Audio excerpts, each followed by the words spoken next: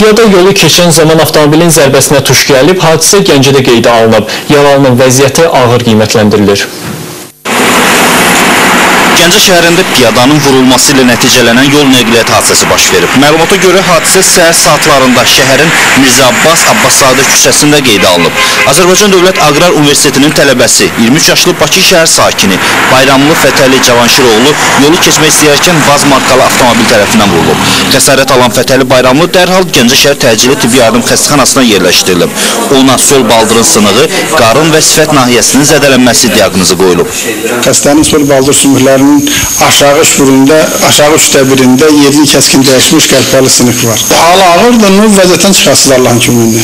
Yəni əməliyyat mütləq vacibdir. Əməliyyat mütləq vacibdir. İntifari baldır sümüklərinin sınığı heç cürə əməliyyat olmasa repasilmək mümkün deyil. Gəncə şəhər Baş Polis İdarəsindən bildiriblər ki, hadisəni törədən sürücünün kim olduğu məlumdur və o artıq məsuliyyətə cəlb olunub. Hazırda faktla bağlı araşdırma aparılır.